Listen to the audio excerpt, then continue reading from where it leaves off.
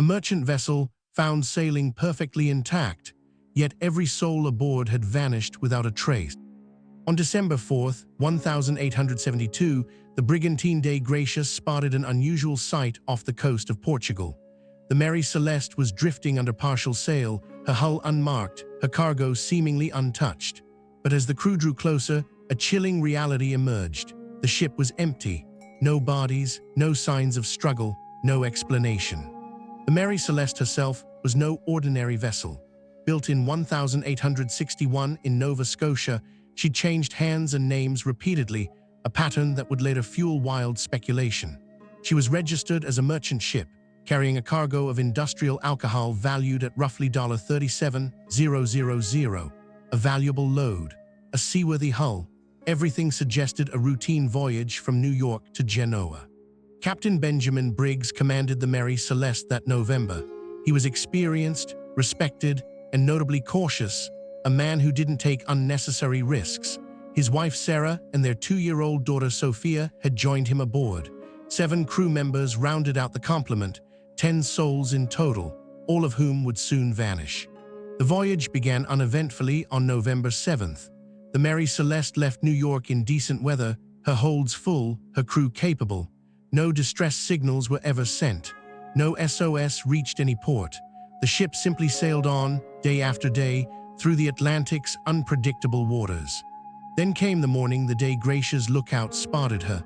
The Mary Celeste was under sail but erratic in her course, moving without purpose. Captain David Morehouse ordered a boarding party. What they found defied logic. The ship was seaworthy, the sails were set, the cargo remained secure, yet the captain's quarters, the crew's berths, all empty. The ship's log was the first clue. The last entry, dated November 24th, showed the vessel near the island of Santa Maria, 10 days before discovery, but the handwriting trailed off mid-word as if the writer had been abruptly interrupted. The navigation instruments were intact. The compass pointed true. There was food in the galley, still fresh. The lifeboat was gone. That detail mattered. The davits, the mechanical arms that held it, showed signs of recent use, but no debris floated nearby. No bodies, no wreckage. It was as though the crew had deliberately lowered it and rowed away, yet left the ship itself perfectly functional and still under sail. Theories erupted almost immediately. Some whispered of piracy, but why leave the cargo? Others suggested mutiny, yet the ship showed no signs of violence. Insurance fraud was proposed. Perhaps Briggs had staged the whole affair for profit. But Briggs had no financial motive, and his reputation was spotless. A more sinister explanation gained traction: the cargo of industrial alcohol. Some barrels had leaked during transport. Fumes perhaps had overcome the crew, hallucinations, madness, panic. In desperation, Briggs might have ordered everyone into the lifeboat, intending to wait out the danger.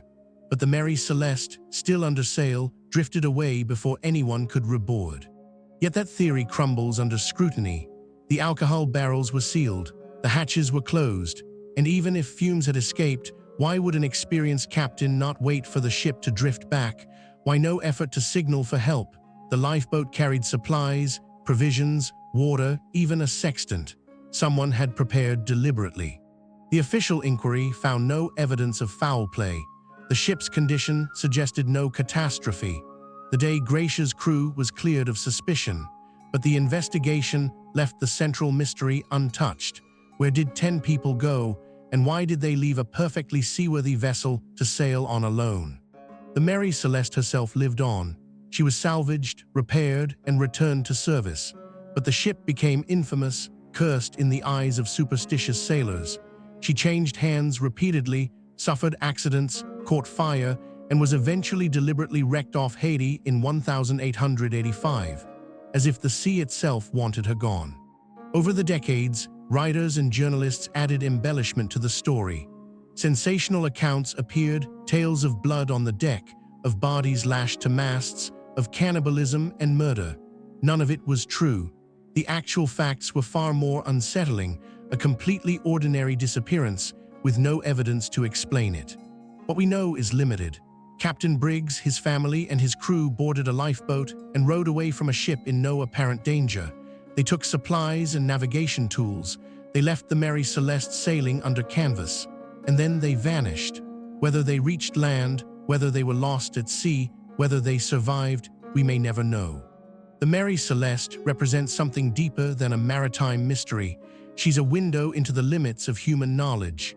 Here was a puzzle unfolding in broad daylight, with physical evidence, with witnesses, with official records.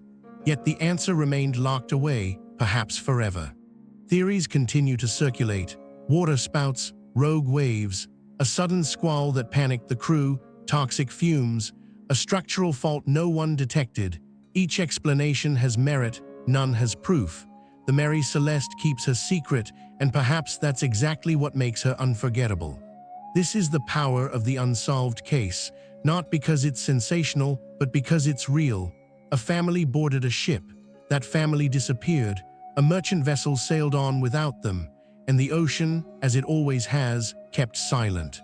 Subscribe for new unsolved mysteries uncovered each week. Cases that defy explanation, waiting in the historical record.